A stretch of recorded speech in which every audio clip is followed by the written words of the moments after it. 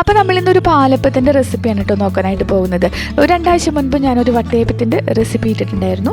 ആ ഒരു മാവ് വെച്ച് തന്നെയാണ് ഈ ഒരു പാലപ്പവും തയ്യാറാക്കി എടുത്തിട്ടുള്ളത്. ചെറിയ ചെറിയ മാറ്റങ്ങൾ മാത്രമാണ് ഇതിൽ വരുത്തിയിട്ടുള്ളൂ കേട്ടോ. വട്ടയപ്പത്തിൻ്റെ മാവ് വെച്ചിട്ട് നമുക്ക് പാലപ്പം ഉണ്ടാക്കാൻ പറ്റുമോ എന്ന് കുറച്ച് കൂട്ടുകാർ ചോദിച്ചിട്ടുണ്ടായിരുന്നു. അപ്പോൾ അവർക്ക് വേണ്ടിയിട്ടാണ് ഞാൻ ചെയ്തിട്ടുള്ളത്. അപ്പോൾ നമുക്ക് പെട്ടെന്ന് തന്നെ വീഡിയോയിലേക്ക് പോകാം. ആദ്യം തന്നെ നമുക്ക് പച്ചരി ഒന്ന് കുതിരാനായിട്ട് ഇടണം. ഞാനിവിടെ 250 ml കപ്പിൽ 2 കപ്പ് പച്ചരിയാണ് എടുത്തിട്ടുള്ളത്. ഒരു 3-4 പ്രാവശ്യം നിറയെ വെള്ളം ഒഴിച്ച് വെള്ളം മാറ്റി നമുക്കിതൊന്ന് കഴുകിയെടുക്കാം. പച്ചരി നന്നായിട്ട് കഴുകി എടുത്തിട്ടുണ്ട്. ഇനി നമുക്കിതിലേക്ക് നിറയെ വെള്ളം ഒഴിച്ച് ഒന്ന് അടച്ച് വെച്ച് ഒരു 3 മണിക്കൂർ റെസ്റ്റ് ചെയ്യാനായിട്ട് മാറ്റി വയ്ക്കാം. ആ അരി ഒന്ന് കുതിർന്ന് കിട്ടും. 3 മണിക്കൂറിന് ശേഷം അതിൻ്റെ അരിയുടെ വെള്ളമൊക്കെ വാർന്ന് വെച്ചിട്ടുണ്ട്. ശേഷം മിക്സിയുടെ വലിയ ജാറിലേക്ക് ഇട്ടിട്ട് നമുക്കിതൊന്ന് അരച്ചെടുക്കണം. ഞാനിത് ഒറ്റ പ്രാവശ്യത്തിലാണ് അരച്ചെടുക്കുന്നത്. 2 പ്രാവശ്യമായിട്ട് അരയ്ക്കണമെങ്കിൽ അങ്ങനെ അരയ്ക്കാം കേട്ടോ. 2 കപ്പ് അരിക്ക് 1 കപ്പ് വെള്ളം ഒഴിച്ചിട്ടാണ് നമ്മൾ അരച്ചെടുക്കുന്നത്. നല്ല ഫൈനായിട്ട് തന്നെ ഇതൊന്ന് അരച്ചെടുക്കാം. അപ്പോൾ നമ്മൾ അരച്ചെടുത്തിരിക്കുന്ന ഈ ഒരു മാവ് വലിയൊരു ബൗളിലേക്ക് ഒഴിച്ചു കൊടുക്കുന്നുണ്ട്. നമ്മൾ ഈ പാലപ്പം തയ്യാറാക്കുന്നത് കപ്പി കാച്ചിയിട്ടാണ് കേട്ടോ. നമുക്ക് കപ്പി കാച്ചിയതിന് പകരമായിട്ട് ചോറോ അല്ലെങ്കിൽ അവലോ ഉപയോഗിക്കാം. ഞാൻ സാധാരണ ഇതുപോലെ കപ്പി കാച്ചിയിട്ടാണ് അപ്പത്തിന് തയ്യാറാക്കി എടുക്കാറ്. കുറേ സമയം എടുക്കുന്നില്ല. 1 മിനിറ്റിന് താഴെ സമയം മാത്രമേ നമുക്ക് ഈ കപ്പി കാച്ചാനായിട്ട് ആവശ്യം വരുള്ളൂ കേട്ടോ. അപ്പോൾ വേറൊരു പാത്രത്തിലേക്ക് നമ്മളിപ്പോൾ അരച്ച മാവിൽ നിന്ന് ഒരു 3 ടേബിൾ സ്പൂൺ ഒഴിച്ചു കൊടുക്കുന്നുണ്ട്. ഇതിലേക്ക് 1 കപ്പ് വെള്ളം കൂടി ഒഴിച്ചു കൊടുത്തിട്ട് നന്നായിട്ടൊന്ന് ഇളക്കി കൊടുക്കുക. കട്ടകളൊക്കെ ഒന്ന് ഉടഞ്ഞ ശേഷം നമുക്ക് ഈ ഒരു കൂട്ടിനെ സ്റ്റൗവിലൊന്ന് കയറ്റി വയ്ക്കാം. മൊത്തത്തിലൊന്ന് ചൂടായിട്ട് വരുന്നത് വരെ ഹൈ ഫ്ലെയിമിൽ തന്നെ ഇട്ട് കൊടുക്കുന്നുണ്ട്, കുഴപ്പമില്ല. അത് കഴിഞ്ഞ് ആ മാവ് ഒന്ന് തിക്കായി തുടങ്ങുമ്പം തീ നന്നായിട്ട് കുറച്ച് വെച്ചിട്ട് ഇതുപോലെ ഇളക്കി ഒന്ന് കുറുക്കിയെടുക്കണം. 1 മിനിറ്റിന് താഴെ മാത്രമാണ് ഇതിന് സമയം വേണ്ടി വരുള്ളൂ കേട്ടോ. വലിയ പാടൊന്നുമില്ല, പെട്ടെന്ന് ചെയ്തെടുക്കാനായിട്ട് പറ്റും. അപ്പോൾ അതാ നന്നായിട്ട് കുറുകി വന്നിട്ടുണ്ട്. അതിൻ്റെ ഈർപ്പമൊക്കെ ഒന്ന് കുറഞ്ഞ് ഇതുപോലെയായിട്ട് നല്ല ഡ്രൈ ആയിട്ട് വന്നിട്ടുണ്ട്.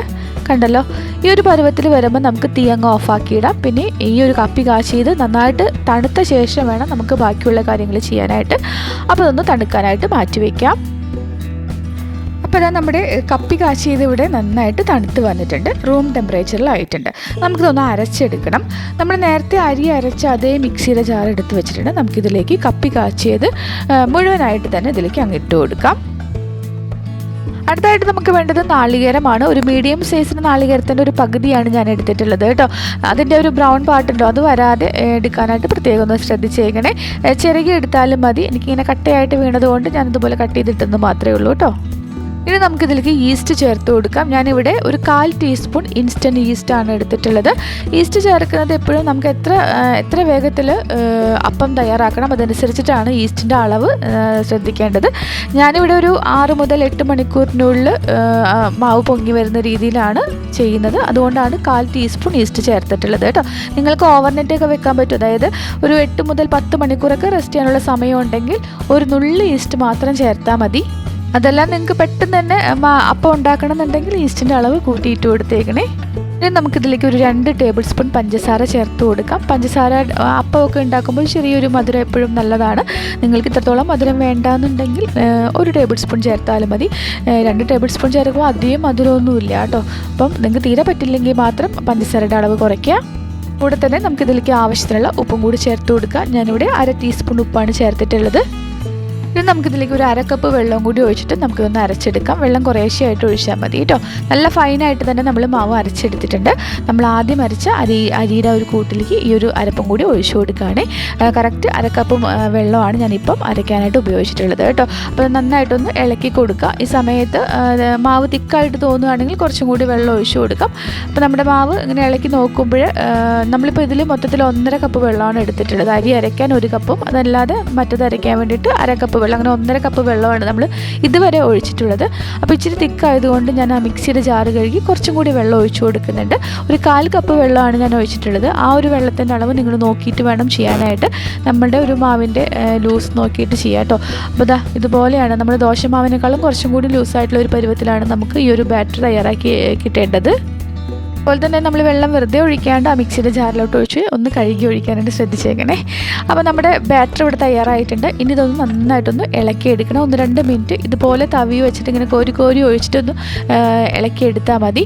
നമുക്ക് വേണമെങ്കിൽ കൈ വെച്ചിട്ട് നന്നായിട്ട് കുഴച്ചെടുക്കണമെങ്കിൽ അങ്ങനെ ചെയ്യാം. നമ്മൾ വട്ടയപ്പത്തിനൊക്കെ അങ്ങനെയാണ് ചെയ്തിട്ടുള്ളത്. ഇതിപ്പോൾ നമ്മൾ തവി വെച്ചിട്ട് ഒന്ന് ഇതുപോലെ കോരി ഒഴിച്ചിട്ട് അതിൽ നിറയെ ബബിൾസ് വരുന്ന രീതിയിൽ ഒന്ന് ഇളക്കിയെടുത്താൽ മതി. അപ്പോൾ ഒരു 2 മിനിറ്റ് ഞാൻ മാവൊന്ന് ഇതുപോലെ കോരി കോരി ഒഴിച്ചൊന്ന് ഇളക്കി കൊടുത്തിട്ടുണ്ട്. നമുക്കിത് കാണുമ്പോൾ തന്നെ അറിയാം ആ മാവിൽ നിറയെ ബബിൾസൊക്കെ നിറയെ കുമിളകൾ വന്നിട്ടുണ്ട്. അപ്പോൾ ഇത്രയും മതി. ഇനി നമുക്കിതൊന്ന് അടച്ച് വെച്ചിട്ട് റെസ്റ്റ് ചെയ്യാനായിട്ട് വെക്കാം. അപ്പോൾ ഞാൻ നേരത്തെ പറഞ്ഞതുപോലെ ഞാനൊരു 6 മുതൽ 8 മണിക്കൂറാണ് റെസ്റ്റ് ചെയ്യാനായിട്ട് വെക്കുന്നത്. നമ്മൾ ചേർത്തിരിക്കുന്ന ഈസ്റ്റിൻ്റെ അളവനുസരിച്ചിട്ട് ഇതിൻ്റെ ഒരു സമയത്തിൽ വ്യത്യാസം ഉണ്ടാവും. അപ്പോൾ ഇതാ നമ്മുടെ മാവ് നന്നായിട്ട് വീർത്ത് വന്നിട്ടുണ്ട്. ഞാനിവിടെ മാവ് റെസ്റ്റ് ചെയ്യാൻ വെച്ചിട്ട് 8 മണിക്കൂറായിട്ടുണ്ട് കേട്ടോ. അത് കാണുമ്പോൾ തന്നെ അറിയാം നല്ല പതഞ്ഞ് പൊങ്ങി വന്നിട്ടുണ്ട്. നമുക്ക് പതുക്കെ ഒന്ന് ഇളക്കി കൊടുക്കാം. വല്ലാതെ അങ്ങ് കുത്തി ഇളക്കി അതിൻ്റെ ബബിൾസ് ഒന്നും പൊട്ടിച്ച് കളയരുത്. പതുക്കെ ഒന്ന് ഇളക്കി കൊടുത്തിട്ട് നമുക്ക് അപ്പം തയ്യാറാക്കാം. അപ്പോൾ ഒരു ലോ മീഡിയം ഫ്ലെയിമിലിട്ടിട്ട് ഞാനൊരു അപ്പച്ചട്ടി ഒന്ന് ചൂടാക്കി എടുത്തിട്ടുണ്ട്. ചൂടായ ചട്ടിയിലേക്ക് ഇതുപോലെ ഒരു തവി മാവ് ഇങ്ങനെ ഒഴിച്ചു കൊടുക്കാം. ഇനി ഒരു പ്രാവശ്യം ഒന്ന് ചുറ്റിച്ച് വെച്ച് കൊടുക്കാം. നമ്മൾ മാവ് ചുറ്റിച്ച് കൊടുത്തിട്ടുണ്ട്. ഇതിൻ്റെ മുകൾ ഭാഗമൊക്കെ നിറയെ ഹോൾസായിട്ട് ഇതുപോലെ വരുമ്പോൾ നമുക്കിതൊന്ന് അടച്ച് വെച്ച് വേവിച്ചെടുക്കാം. ഒരു 30-40 സെക്കൻഡ് സമയം കൊണ്ട് നമ്മുടെ അപ്പമൊക്കെ നന്നായിട്ട് വെന്ത് കിട്ടും. നിങ്ങൾക്ക് നല്ല മൊരിഞ്ഞിരിക്കുന്ന അപ്പമാണ് വേണ്ടതെങ്കിൽ കുറച്ച് സമയം കൂടി ഈ പാനിൽ ഇങ്ങനെ വെച്ചാൽ മതി കേട്ടോ. അപ്പോൾ നന്നായിട്ട് മൊരിഞ്ഞ് കിട്ടുകയും ചെയ്യും. അപ്പോൾ കണ്ടല്ലോ, അടിപൊളിയായിട്ടില്ലേ? അപ്പോൾ ഈ ഒരു രീതിയിൽ നമുക്ക് ബാക്കിയുള്ള അപ്പമെല്ലാം തന്നെ തയ്യാറാക്കി എടുക്കാം. കൂട്ടുകാരെല്ലാവരും ട്രൈ ചെയ്ത് നോക്കുക. ഇഷ്ടപ്പെട്ടിട്ടുണ്ടെങ്കിൽ സബ്സ്ക്രൈബ് ചെയ്യാനും ലൈക്ക് ചെയ്യാനും ഷെയർ ചെയ്യാനും കമൻറ്റ് ചെയ്യാനും ഒന്നും മറക്കല്ലേ കേട്ടോ. Thank you.